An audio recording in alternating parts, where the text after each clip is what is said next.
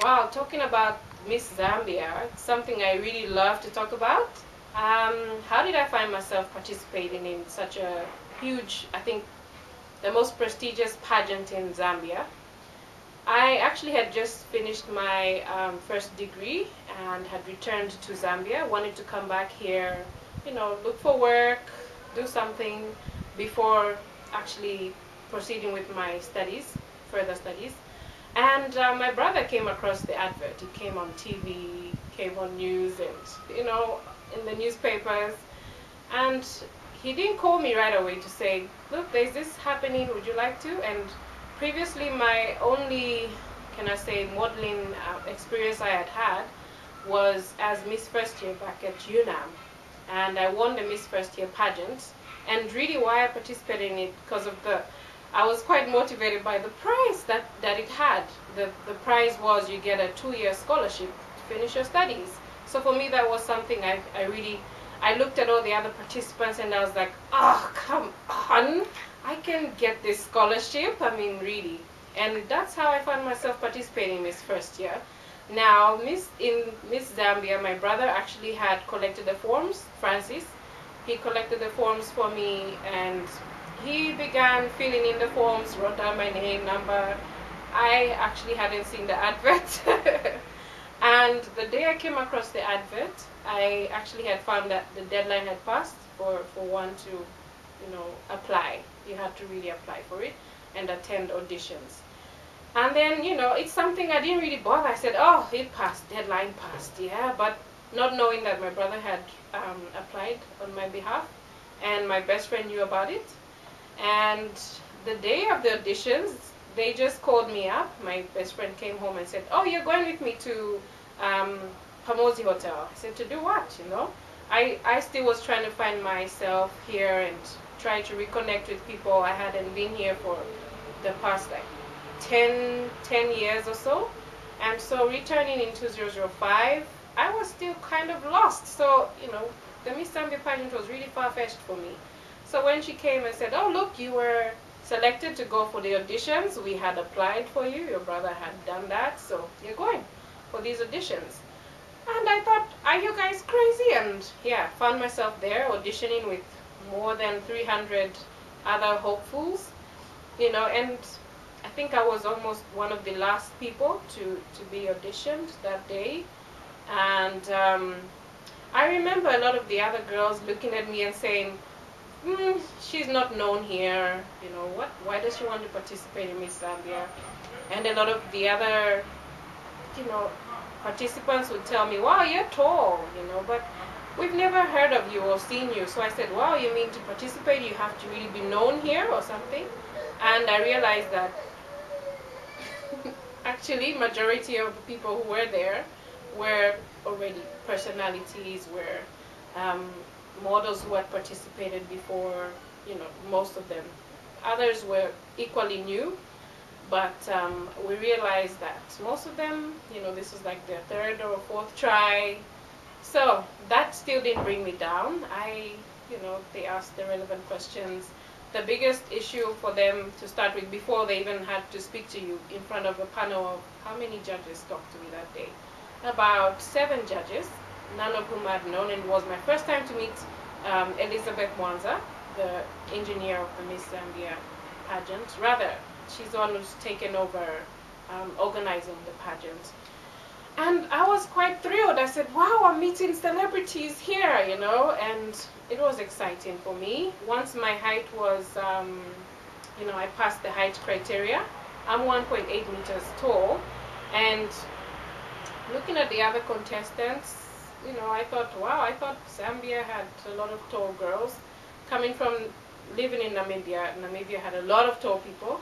Yeah, so I thought, oh my goodness, now I'm the tallest again. I began to think back in primary school where I would always be the tallest, and I didn't like that. But later I saw the benefits, and yeah. So the process began. Out of the 300 people selected on day 1, day 2 also had a different number of people auditioning, of lovely, beautiful women, Zambian women. And looking at them, I would stand in the mirror, I'm thinking, oh my goodness, did you see all those gorgeous girls there? And here I am trying to participate in this.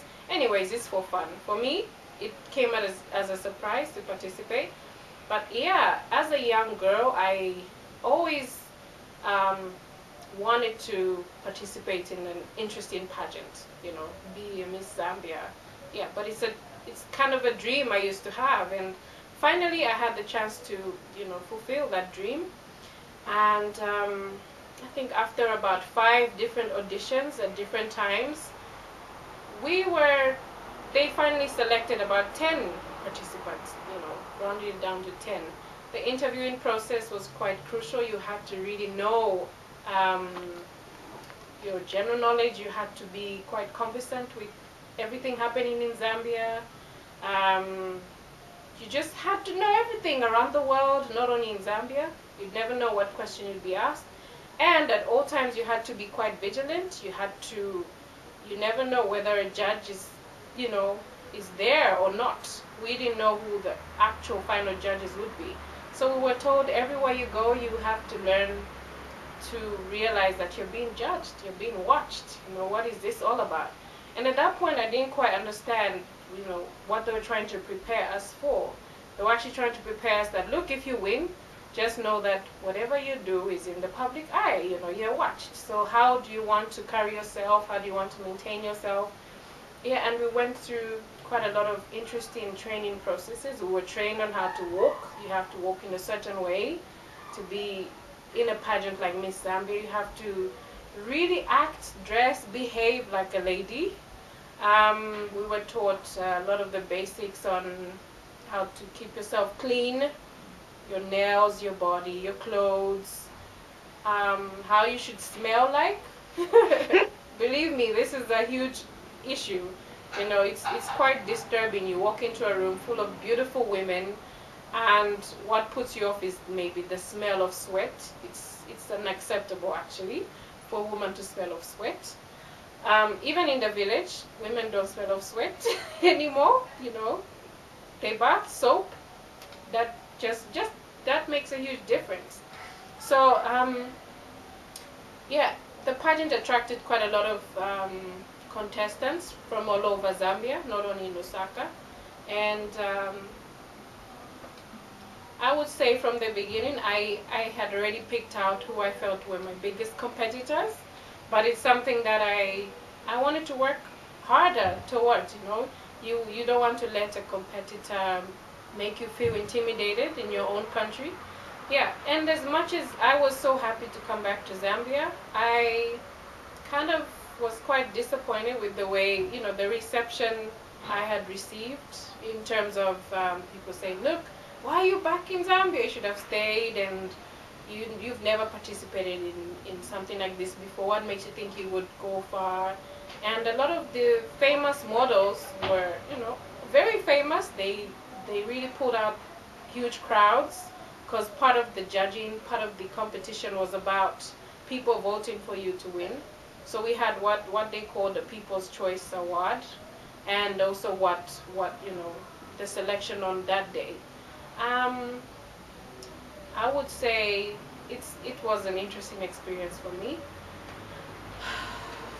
Winning the pageant was a dream come true, unexpected. I got to realize that I could win this, I think, a week before, because we had the prejudging. And yeah, after the prejudging, I got to realize that, wow, this is actually easier than I thought. The type of questions they would ask, and I realized that, you know, the other contestants, equally good, but I got to pick out each of their weaknesses. I got to feel that.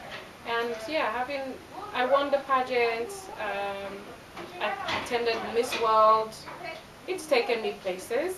I attended the Miss Africa Queen pageant, where I was first runner-up, held in Ghana. And yeah, it's made me even a more confident person. I've always been confident, but it really did bring me out in that, yeah, I had to put myself out there and be a role model to others.